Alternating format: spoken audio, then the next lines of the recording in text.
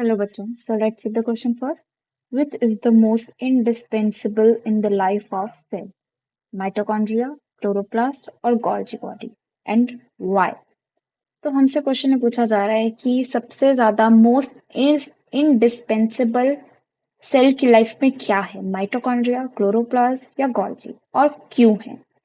तो सबसे पहले हम की कॉन्सेप्ट देख लेते हैं। की कॉन्सेप्ट में आएगा कि इनडिस्पेंसिबल क्या होता है। डिस्पेंसिबल होता क्या है। इनडिस्पेंसिबल का मतलब होता है एब्सोल्युटली नेसेसरी, एब्सोल्युटली नेसेसरी या फिर इररिप्लेसेबल।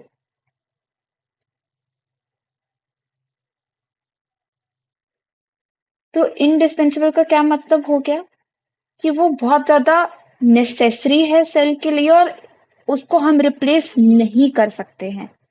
तो ऐसा क्या है, वो है mitochondria.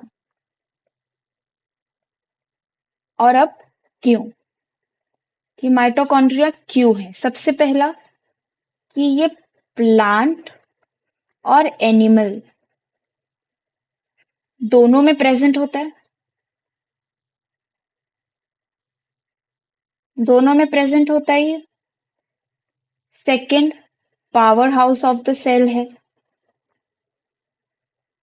Mitochondria is the power house of the cell. ये power house of the cell है क्योंकि ये एटीपी जनरेशन में हेल्पफुल है, एटीपी जनरेट करता है। थर्ड आ गया कि ये कैल्शियम की कंसंट्रेशन मेंटेन करता है। It maintain calcium concentration in cell. Fourth, ये एपोप्टोसिस, जिसको हम प्रोग्राम्ड सेल डेथ बोलते हैं।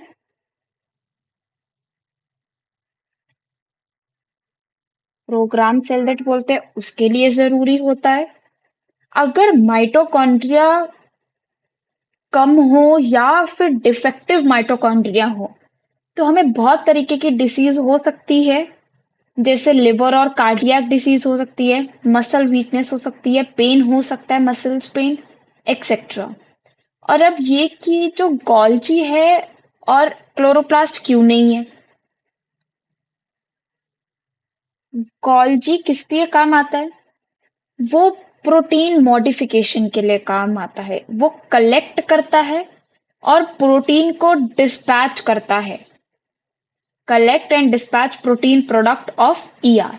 तो हम ये प्रोटीन मॉडिफिकेशन में भी काम आता है। तो अभी हम यहाँ पे लिखेंगे कलेक्ट एंड डिस्पैच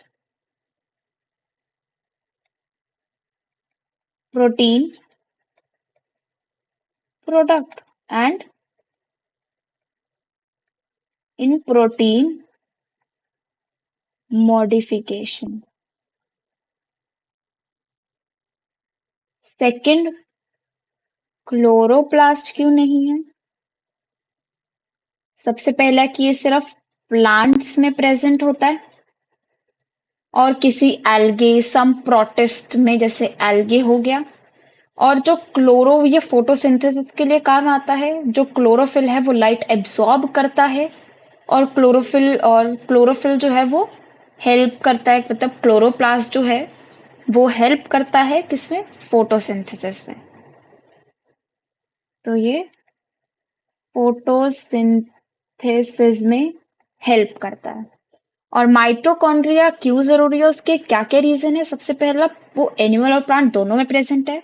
दूसरा, पावर हाउस है सेल का, एटीपी प्रोडक्शन करता है, मेंटेन करता है calcium concentration in the cell, जो कि मसल्स के रिलैक्स और मसल के कॉन्ट्रैक्शन में हेल्प चाहिए होती है हमें, कैल्शियम। फोर्थ, एपोप्टोसिस और प्रोग्राम सेल डेथ में इसका बहुत बड़ा रोल होता है। तो हमारा आंसर क्या है? Mitochondria. I hope you understood it well. Thank you. All the best.